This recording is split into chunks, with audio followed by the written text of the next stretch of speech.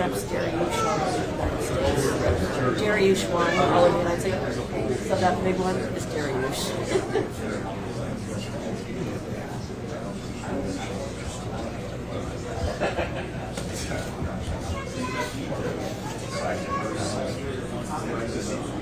The rest just knew what it was. It's a real big one.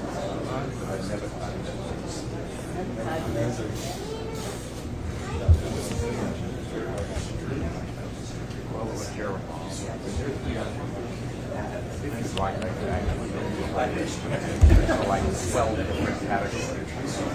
I'm generally oriented what's surrounding.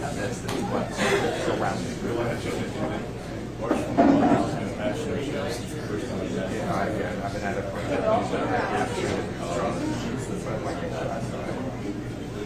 the problem with the big ones is you have to have a lot of friends.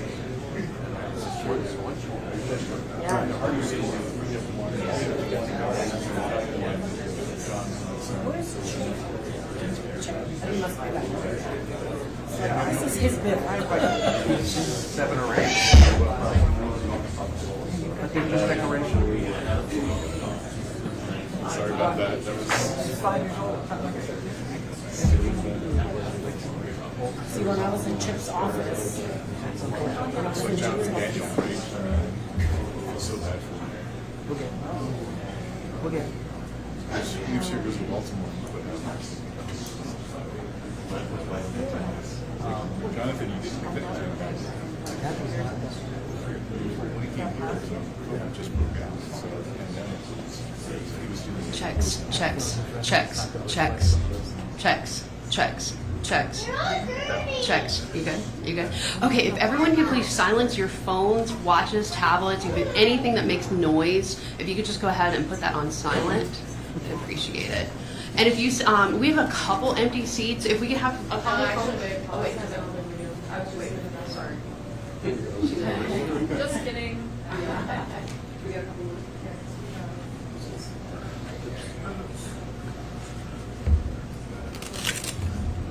Okay, so this is fine. That's up to the sense you bring your right? Okay, so this is the girl. Right.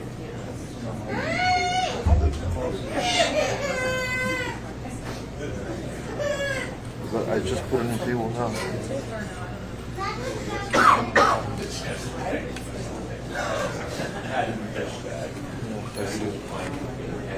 There you go.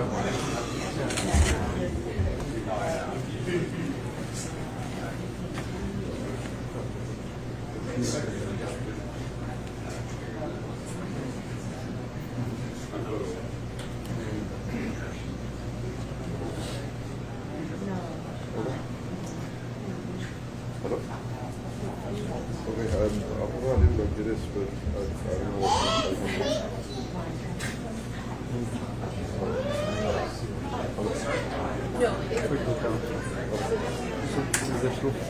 undergrad at University of Florida and master's in first thing. Yeah, right.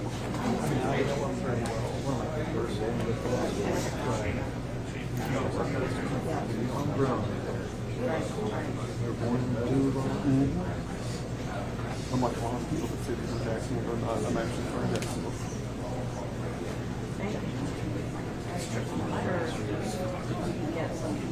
This is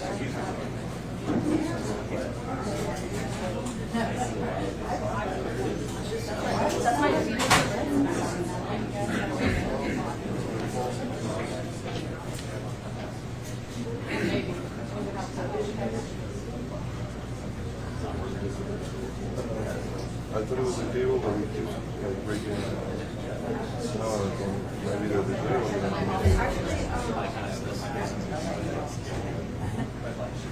Right, I'm going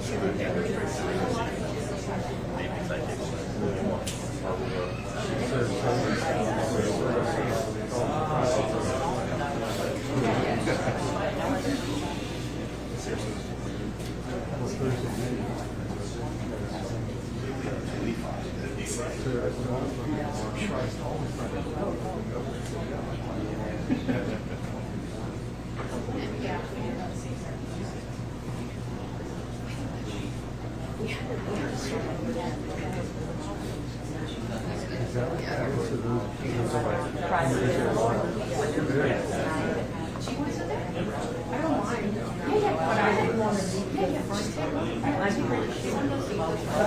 think that's like a yeah.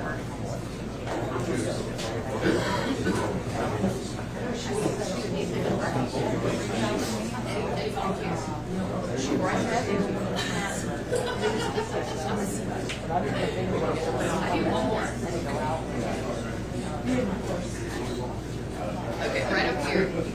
Christian, they're coming behind you. Sorry, we're in a real tight squeeze here. Yeah, right over here. Yeah, you can go. Yep, right on that side. Thank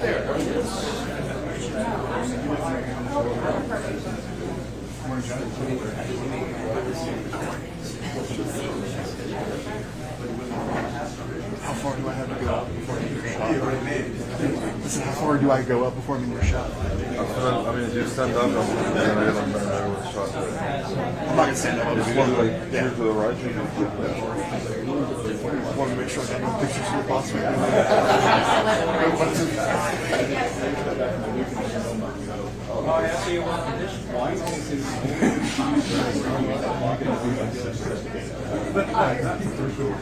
Mic check, 1, 2. Mic check, Jordan, mic check. 1, 2, 3, Jordan, mic check. Mic check, mic check. It's great. We'll keep talking. As you were.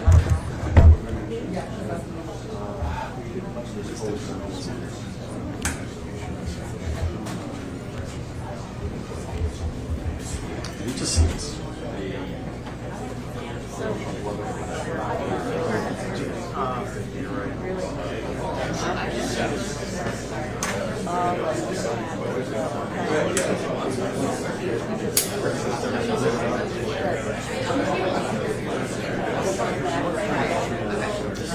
One more thing. When the governor signs the bill, if you would please remain seated and don't hold your phone up. We're gonna have beautiful pictures on social media for y'all to share, but we just don't want to block any cameras in the back. So that's kind of a issue sometimes. So when he signs the bill, if you just remain seated, keep your phones down,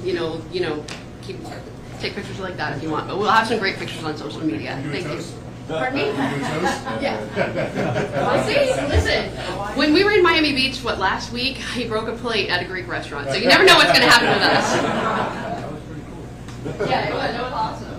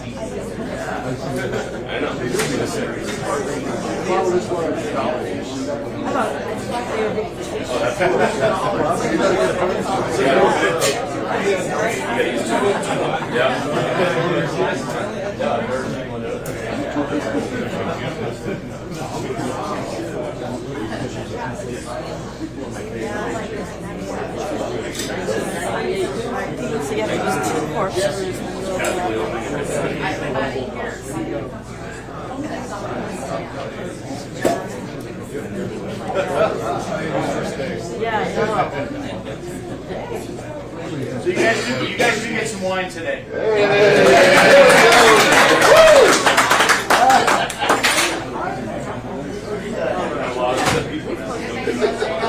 There's a reason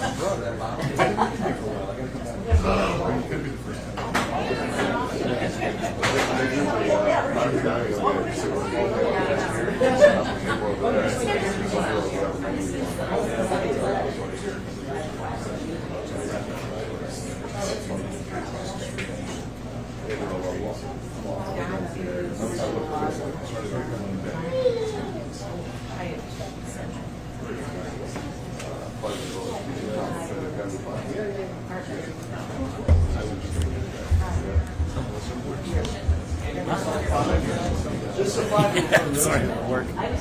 Oh, hey. How you doing?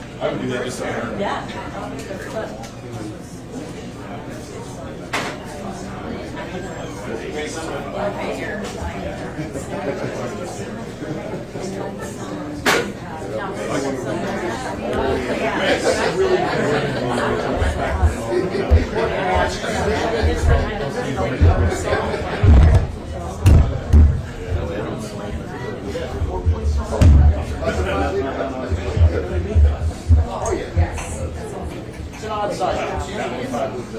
First people ever lost my shit. Sonoma Valley.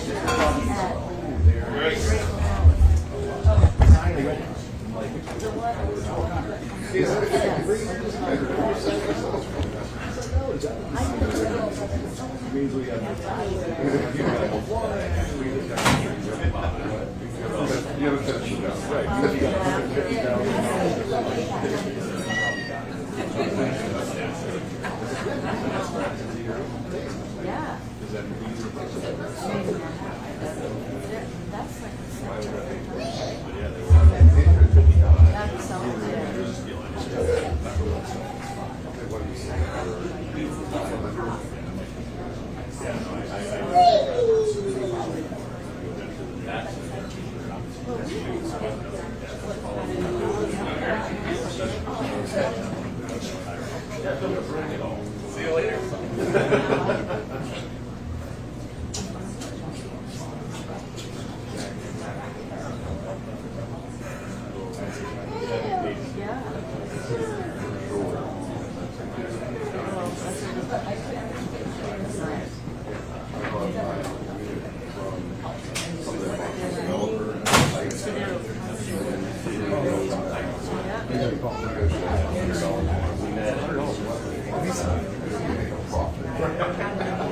You're buying it for exactly last for 15 years ago.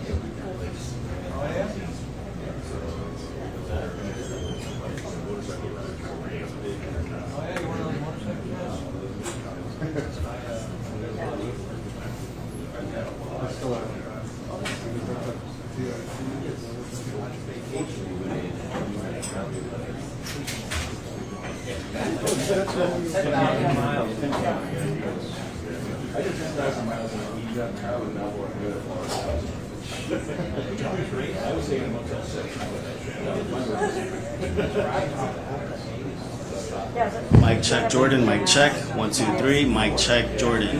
1, 2, 3.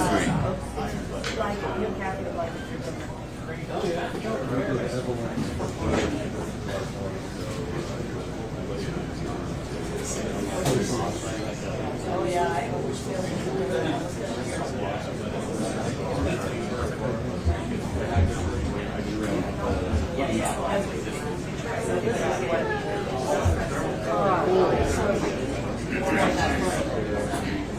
it's only like, yeah, it's like a low, old fashioned. High school, Florida. That's, it's on the wide part. It's on the wide part of the For sure.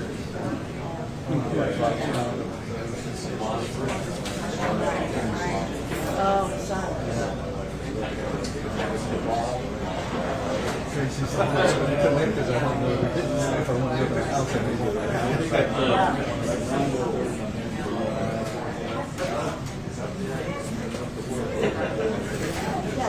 Really? Wow, that's great.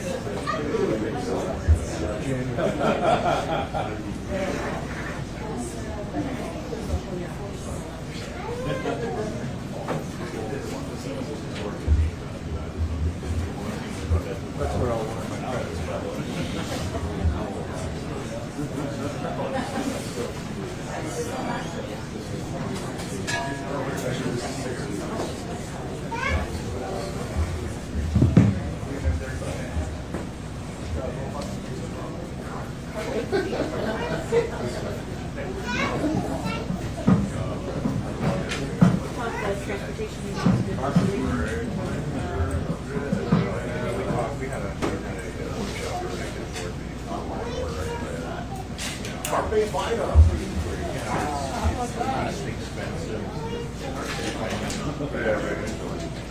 Oh, that gateway?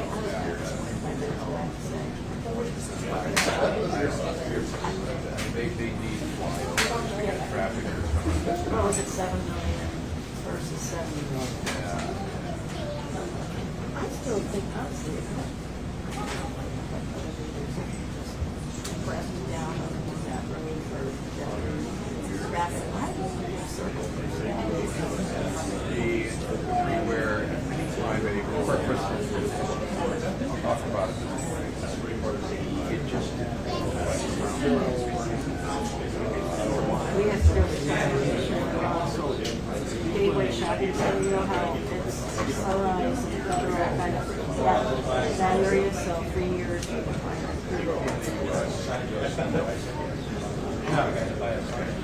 The airport's pretty. I've been driving through forever. I grew up on it. So I love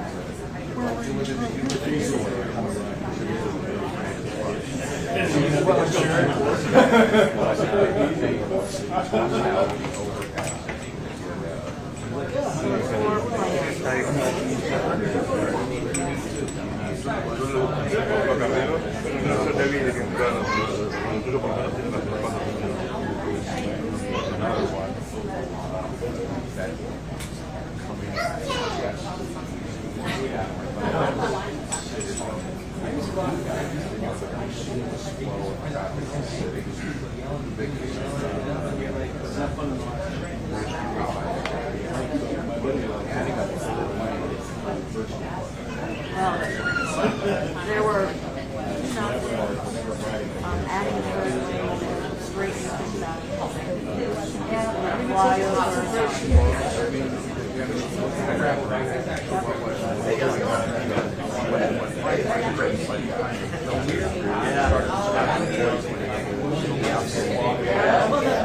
Someone brought this up. All this downside of cracker prices. That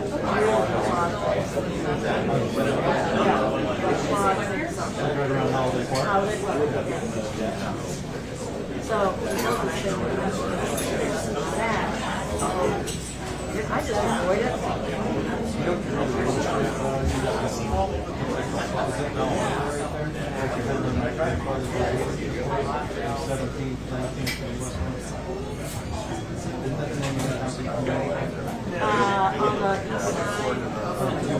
Yeah.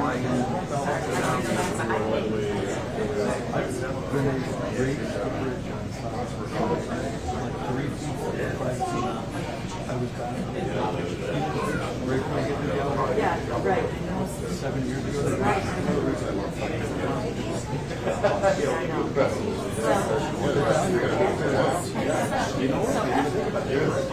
know.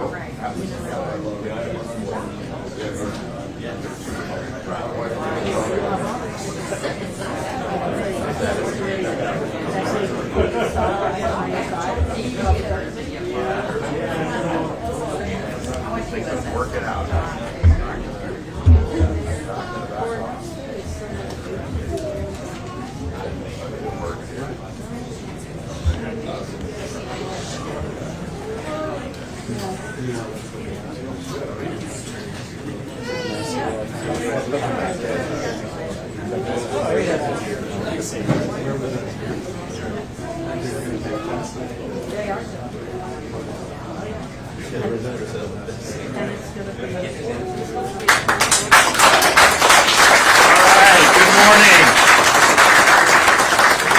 Great to be at Wine Watch, and so I want to thank Andrew for hosting us, and we're excited about today's bill signing and announcement. Some of you may have figured out what it's about, and things like that are now going to be commonplace in the state of Florida. I'll talk a little bit about that in a minute. Before I do, I want to recognize other folks that we have here in attendance. We have our Secretary for the Florida Department of Business and Professional Regulation, Melanie Griffin, is with us. Representative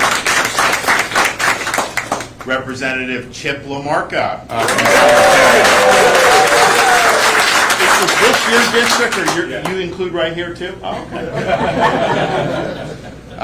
Of course, I mentioned Andrew, who's the owner here of Wine Watch. Yeah. And then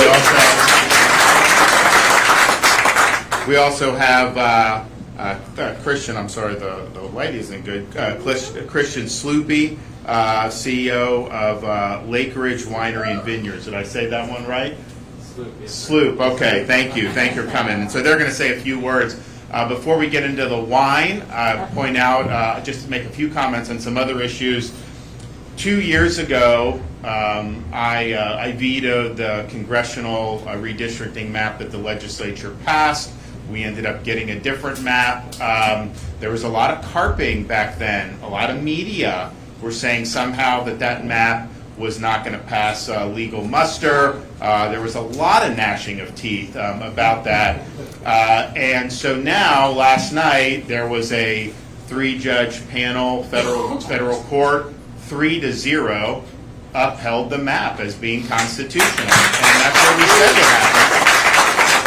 And then in our state courts, the First District Court of Appeals upheld the map, and there'll be another review from the Florida Supreme Court, so I don't think you're going to see anything different than what's already been happening. And so you get a lot of gnashing of teeth, you get a lot of people that try to offer analysis, and then once this stuff actually comes into, rubber meets the road, turns out they were full of hot air, but you don't see them go back and say, oh yeah, we were wrong about that. No, they just act like it never happened.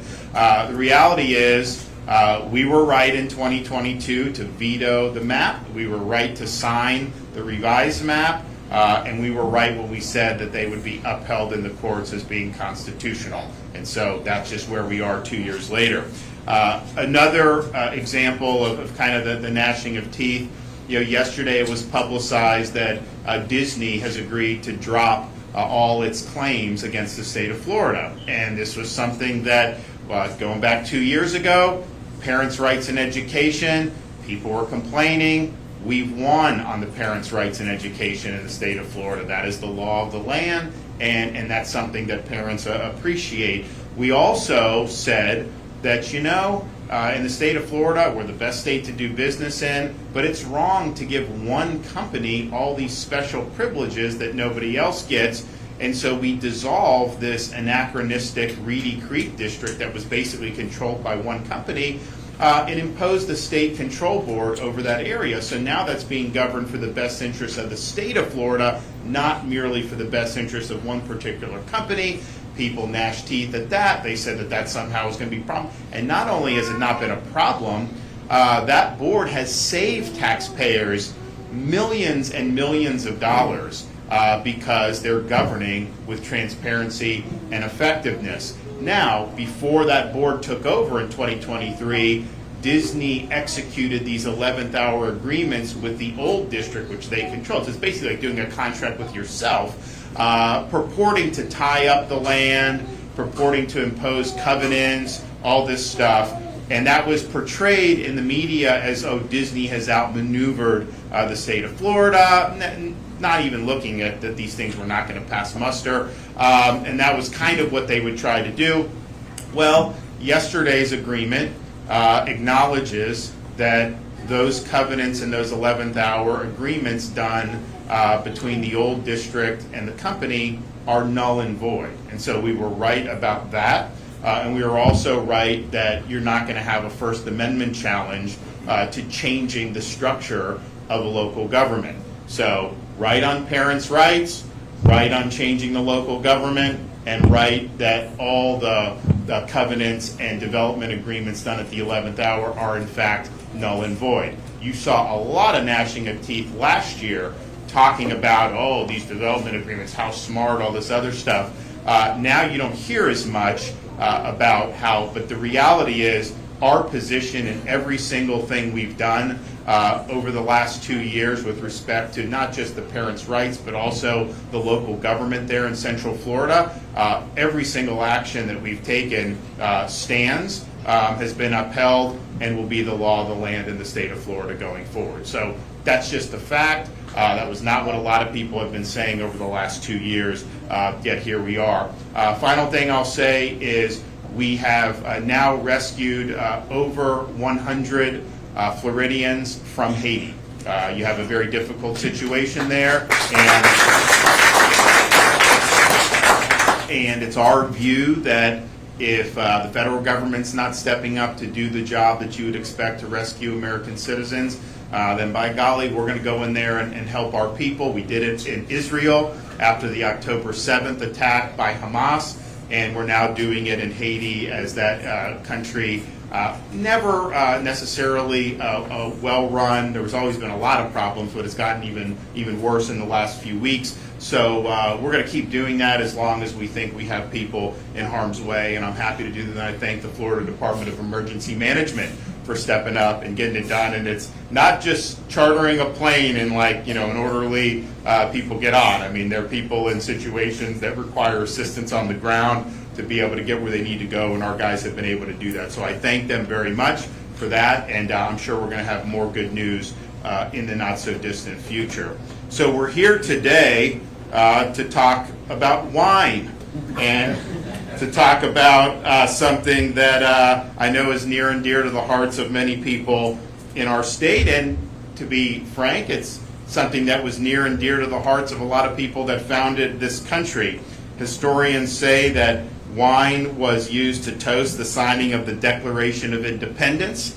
It's also been reported that George Washington would drink wine almost every evening. And as somebody who was often cited Washington's example as something that people in political office should follow, I knew that we had to work with the legislature to ensure that Florida was living up to those great traditions. And so what they were able to do in the legislature is look at laws in the state of Florida that were just anachronistic, that were not good for businesses like this, and not good for Florida consumers. And so that's why I'm signing the bill here today.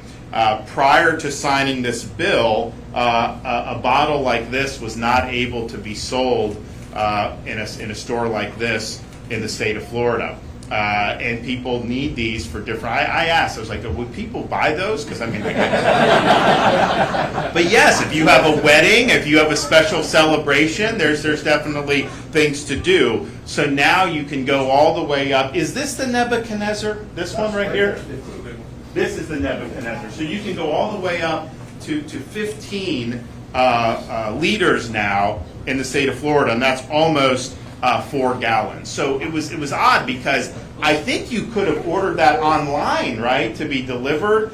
So there were ways that you could do. So there was really no public policy reason why we should have this regulation. And this is a regulation that was something that had been in place for many, many decades. And I know there have been a lot of folks in the legislature working on it. Chip LaMarca was one that's been working on this. You'd think like this seems like common sense, right? It's not really that easy to do this. I mean, there were businesses that had developed around the old regime. And so when you try to make reforms, it just gets complicated in the legislative body. So as much as we look here and say, yeah, of course, it was actually not an easy lift. It didn't just happen. He worked very hard over a number of years to be able to get this done. But this is an example of us cutting unnecessary red tape and eliminating out-of-state regulations. We want our businesses to thrive. We want our consumers to be happy. And if that means they want to buy and sell a big old bottle of wine like this, then by golly, they're going to be able to do that in the state of Florida. So I thank everybody who's been involved in that. And I think there's no one better to come up and talk about what this will mean for this community and throughout the state than the man behind this in the legislature, Chip LaMarca. Come on. Thank you, Governor. So I've been in the legislature 6 years and served in local government before that. And I think I will probably be known for freeing college athletes and freeing the grapes. But we did some great work with My Safe Florida Home with almost $500 million over the last few years in hardening homes and things like that. Before I start, and I'll be brief, I wanted to mention a few of the elected officials that are here that serve our community. Our newest elected official, Abby Stafford from my city, Lighthouse Point. Commissioner John Herbst from the city of Fort Lauderdale. And I think Commissioner John Brody was here from Coconut Creek. Back here. Back there. And also, we all know Shane Strum, who's doing a great job running our hospital system, and Bob Swindell at the Alliance. So this, as the governor said, this seemed like a really easy thing, right? We're just going to repeal this small part of licensing, and DBPR will take care of it. You can buy what you want to buy. And as the governor said, factions of lobbyists, factions of other consumer producers that didn't want you to buy something like this. But for many years, and I might have mentioned his first name last year when I closed on the bill and it still didn't pass. But this was the 5th year I ran the bill again, and this year, and now you have to actually use a bill slot. So I was committed to it. But Jason Unger and this year Jeff Aaron, both from Tallahassee, were very, very helpful on this, and I just want to thank you guys. But this is, as you can see, what we've orchestrated here when they said get some folks here, friends and family, but more importantly, this is an Italian-American owned business, Italian-American governor, and Italian-American state representative. So wine is a big part of our culture, whether it's the American side or the Italian side. I just want to thank the governor for being here, making this a special day for Andrew. Andrew Lapisone and I went to high school together. His late brother and I played in a rock band together, believe it or not, and we just have a lot of history, and people call this home on 7 days a week, but also on Saturday afternoons. If you have a bottle of wine you want to do brown bag Saturday, Andrew's just really been a part of the community, and really the free market, allowing to sell what should be, which is already legal, just in a different size, was where we were at this. So I just want to thank everyone for being here. Governor, I'm going to turn it back over to you. I think we're going to have the Secretary speak as well. Yeah, come on up. First, I want to thank the governor and you, Representative LaMarca, and your fellow legislators who worked on this bill. Under the governor's leadership, Florida continues to cut red tape and make it easier to do business in our state, which is also important to the department. So I want to give you one more round of applause, Governor, for your commitment to that. As the governor mentioned, the signage of HB 583 into law will allow Florida businesses to sell and purchase wine in glass containers up to 15 liters, as we're seeing here. And while wine lovers across the state rejoice that fact, I want to take a moment to emphasize just how impactful that is for Florida businesses. I have the pleasure of working with 1.7 million licensees, and not only does this bill create a potential cost savings for 51,000 DVPR licensees, it also allows Florida to be competitive with other states who are already selling wine in these larger quantities. When Florida's wine and spirits industry, it has a $10.2 billion impact. And when you account for suppliers, producers, wholesalers, and retailers, that impact grows to more than $17 billion. This industry is a major economic driver in our state, and with a governor who continues to make decisions that are good for business, I am confident we will continue to see our business climate and economy thrive. DVPR is committed to supporting the governor's efforts to continue making it easier to do business in Florida, and we look forward to continued growth of Florida's licensee base, including all of our spirit licensees, as more people and businesses move to Florida and as a result of our governor's business-friendly policies. Thank you for allowing us to be here, and looking forward to the bill signing. All right, well, I just want to say I can't believe this day has finally come. You know, Chip, who I went to high school with, you know, we've been talking about this for years. And, you know, the fact that Florida is the #2 market in the country for domestic products. Of course, California's #1. They control 90% or more of all the wine that's grown in the country. We're the #2 market for imported wine products. Well, I mean, maybe #1 after they shut down New York. That was #1 for years. And Florida may have eclipsed them for good. But at the end of the day, when you look at the 500 distributors, wholesalers, and the thousands of retailers like us, this is a huge economic impact. A lot of people may not think we're going to sell a lot of these big bottles. But if the 500 wholesalers just sell a dozen a year, and the thousands of retailers just sell 1 or 2 a year, that amounts to a huge economic impact. And hey, those 2 states I just mentioned have been allowed to sell big bottles for many years. So thanks for, bringing us up to where we needed to be to compete with the big boys, California and New York, in terms of wine sales. So we really appreciate it. Thank you very much for coming here to sign the bill. This is the coolest thing that's happened at Wine Watch ever.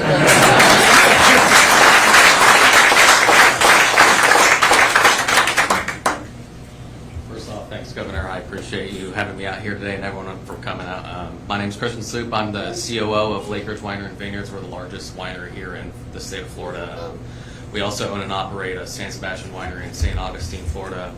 We've got vineyards up in the Panhandle, Prosperity Vineyards. Excuse me. I'm the 3rd generation of family that own and operates this wine business. Between us, we employ roughly 115 people.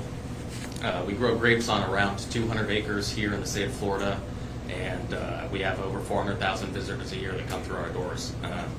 This is a very big bill for us to be able to offer something that consumers can come and get for a large format and use at weddings, etc. We get asked all the time. We have this prop bottle here that sits in our wine shop, and multiple times a day people come and ask about, can I buy this, can I buy this? And it's unfortunately we can't, but now we can, so we appreciate that.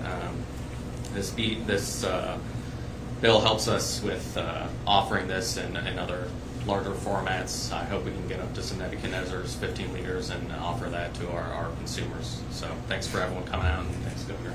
Okay. All right, so we have whoever wants to come up will go, and we'll make this official.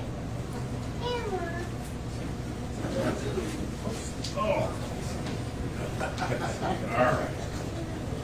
Are we going to sign a wine bottle too? Yep. Where's that? We have to go a little high. Okay, well, want to do that now, or just go it off with the bill at the same time? Okay, all right, so I'll do this. Sign it. Yeah, so just sign right on the top here. All right. All right. Which one? This one? I can sign it wherever. All right, we got that. I'm going to get you to sign this one.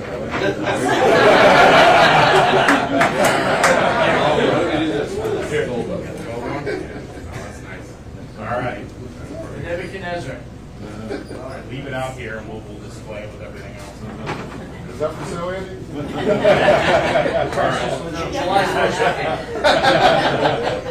Christmas is coming. So today is the 28th? Yes.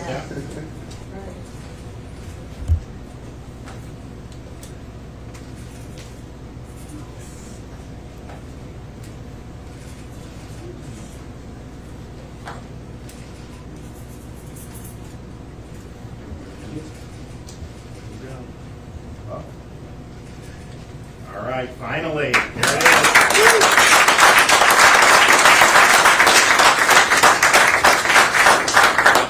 All right, what's that? Toast. All right, here you go.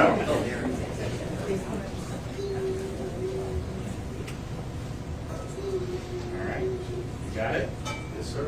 All right, so to a good, long overdue piece of legislation.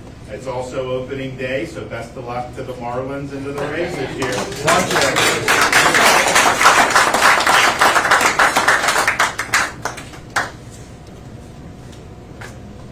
Some tannins, right? What kind is this? 98 vintage Christoph Jesse Vineyard, Okay. Oregon Pinot. Okay. All right.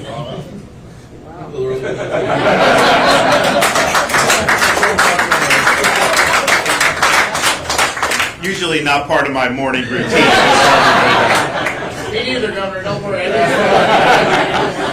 It's all good. So we're excited about this. We think it's going to be good for the economy, obviously be good for these folks here. So congratulations to everyone involved, and take a few questions on my way out. Yes, sir. Pivoting to Disney, considering you kicked Nikki in the proverbial cheese puffs, how do you see your administration working with Disney now, and are you going to be taking your kids to Disney for something? So in terms of, it's interesting. We in spring break we took our kids to Universal Islands of Adventure in the studios, and it was crowded. But like when you went into those Harry Potter areas, it was packed, unbelievable. I mean, they are just printing money with Harry Potter. J.K. Rowling is just a genius for what she. I mean, it's like the intensity and all that. So that's been a cash cow for Universal, and then they have Epic Universe coming. Epic Universe is going to be as big as Islands of Adventure and Universal Studios combined, bigger than that. I think I actually just saw a video, I didn't have a chance to watch it, where they previewed one part of Epic Universe. So they've really upped the game. So we are in a situation now where that district that includes Disney, that's not run by Disney, it's run by the state of Florida and through appointees for people that you've elected and then have turned around and exercised their appointment authority. And it's going to be governed not just based on what one corporation wants, but what's on the best interest of the community and the state.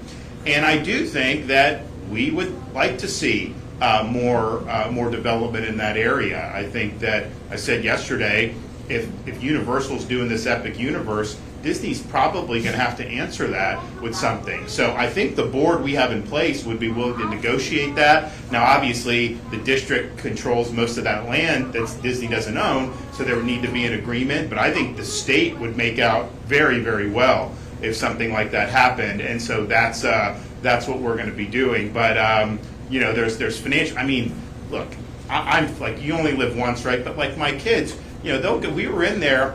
Harry Potter, you get a little tin of chocolate, and it's $30 for a tin of chocolate. Literally, the cashier's like, do you realize this is $30? Because I guess a lot of people get upset. I was like, I didn't realize that, but I probably didn't assume anything else, so that's fine. And just nonstop with some of the stuff.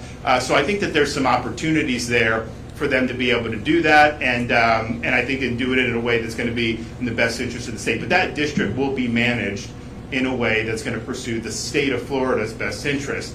And if we work together and have mutual interest, that's great, but we're not going to subordinate the interests of the state just to service one company. Those days are over. Governor, the Florida Supreme Court is supposed to be deciding the fate of abortion access in a matter of minutes, potentially giving voters the right to decide. Do you believe that voters should be able to vote on this measure of abortion access? So anytime you file those amendments, there's certain rules that you have to follow, and I know there's been a lot of litigation over that. It's not been something I've been a party to, but our Attorney General, I think, has handled that very ably. And I think that she's made arguments that have been very compelling. So we'll have to see what ends up happening, and then we'll go from there. Yes, sir. You've had a lot of victories lately that you pointed out. That the Babylon Bee even ran a satire article that went viral saying that you had been kicked out of the Republican Party for having too many victories. So my question is has anybody in the Republican Party reached out to you? Because they seem to have some problems having these legal victories. And what advice would you give to them? Well, look, I mean, it's interesting. You look at what's happening in D.C., Republicans have gotten nothing done up there. But if it wasn't for Florida, we added 4 Republicans in 22 to our congressional delegation. Democrats would have the House right now if it wasn't for Florida. That's just a fact. That would be the case. So we've done, I think, everything that we could do in Florida to put points on the board. Obviously, you see the party expanded. Heck, we have Republicans getting elected in various parts of Broward, which people didn't think were possible. You look at Miami-Dade, what happened in 22 there. So this state has moved, I think, in the direction that Republicans have wanted to see all states move. And we're really the model about how you get that done. That is not necessarily something that I think has been replicated in other states. I think other states have actually tried to go about it a different way, and they're free to do that. But our model obviously works, and what it works is it's not based on, oh yes, we're doing this lever of the party, or we're trying to do this voter registration drive. Like, I'm not saying that doesn't matter, but our movement here in Florida has been driven by results, and it's been driven by doing things that people want to see done. I mean, just yesterday I signed a bill to say, if someone takes over your house, like if you're gone for summer vacation, they take over your house, you show up, you get the sheriff to kick them out. They don't get to assert rights against you. I mean, what world are we living in where you're incentivizing that behavior? So this is just common sense. A lot of stuff that we've done over the years has just been common sense. So I just think it's rooted in success and delivering results. And when you tell people you're going to do something, then do it. And sometimes I'll get asked questions, what about this, what about that? And if I don't think I can get it done, I don't make a promise on things. If I know I can get it done, then I'll say, here's what I'm going to do. And then I go and say, okay, I made that promise, I got to do. I look in Washington, all these guys ran saying we have so much debt, the government's spending too much money. And then what have they done?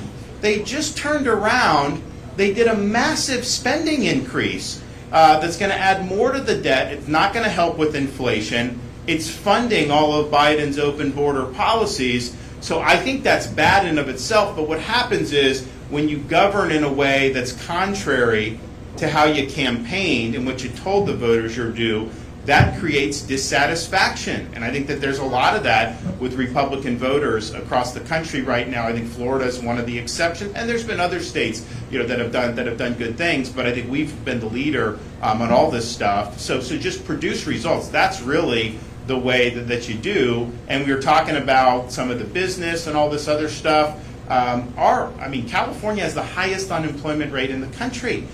They should have the lowest. They have it's a naturally beautiful state, wine industry, all these other things. But we have the lowest unemployment rate amongst large states. Miami-Dade, it's like as low as it's probably ever been. But that is as a result of having good policies. And by the way, in the most recent budget, which I haven't signed yet, but we will over the next couple months, we have another $500 million dedicated to accelerated debt repayment for the state's debt. So as Washington's adding more to the debt, not only are we reducing our debt in Florida, we're accelerating the repayment to where we're able to purchase some of these bonds on the open market at reduced prices, essentially. And so we have the lowest per capita debt in the entire United States of America amongst all 50 states. That is success. That's people see that and they know, yeah, you guys don't have an income tax, which is great, but there would never be a need to have an income tax here because we're not like Illinois where you're a fiscal basket case and you have all these unfunded liabilities and you're running up a lot of debt. Governor, a mile from here, there is a growing homeless camp on I-95 in the rail station. You have homeless living in tents, cars, RVs, and even a sailboat.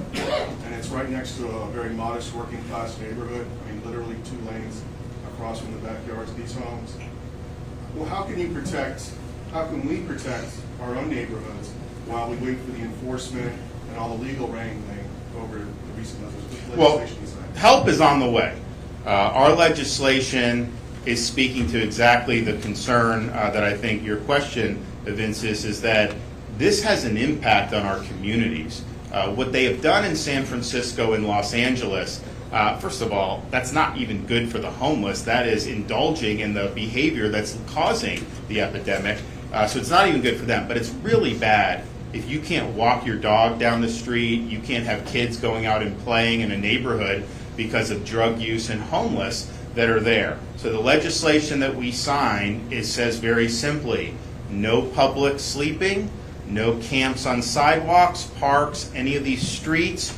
You have a right as a Floridian to live your life without having that impinge on you. And it's the local government's responsibility to ensure that those homeless can be removed to a shelter, and if they run out of shelter space, in an area that is not going to impact the general public, because it hurts property values when this stuff happens. It obviously increases crime and criminal activity.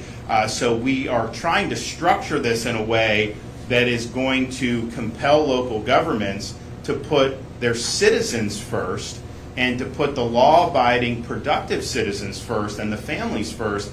And if we do that, we're going to do much better. This is a cutting-edge piece of legislation that we did. No one else in the country has done it. And I do understand there are pockets in Florida where we see this. It is not at the scale of a New York or California. In fact, our homeless population has declined by, I think, 11% over the last 5 years. Most of these other places have skyrocketed.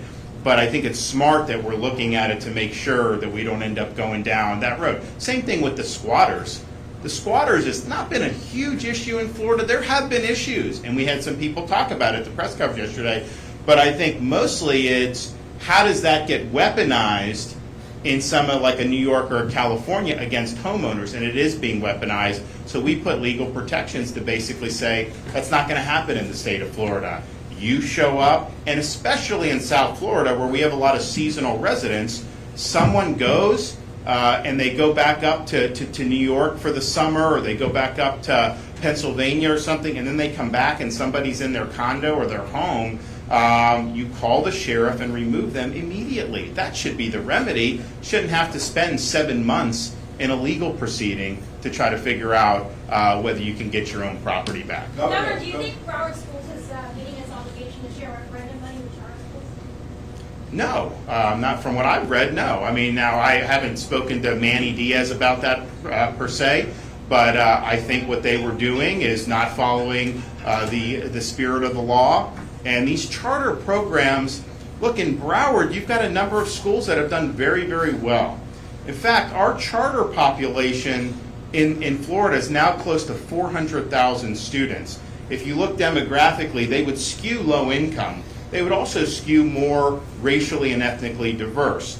If you took that almost 400,000 cohort and they were their own state, which is actually as big a student population as a lot of states have total K-12, it would be one of the top 5 or 6 performing states in the country. And so our charter programs have worked in the state of Florida. When they don't do a good job, parents don't send them there, and then the schools have trouble. But we've done things like, we've done this turnaround school program. You had a school in the Panhandle that was just in total disrepair. Charter operator came and took over, and now it's turning around.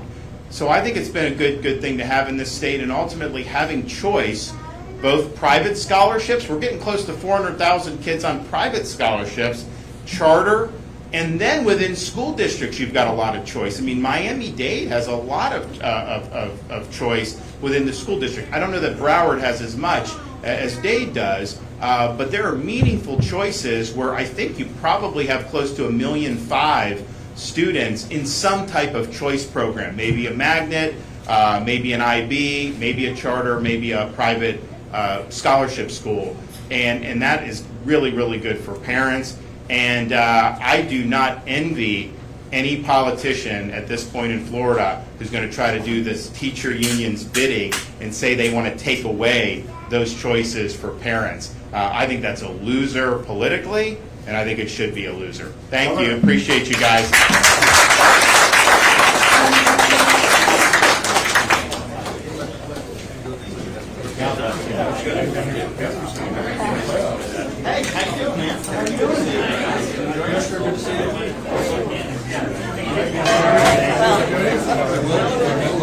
Yeah.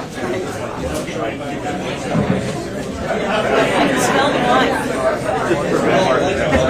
So you should walk over to the other side.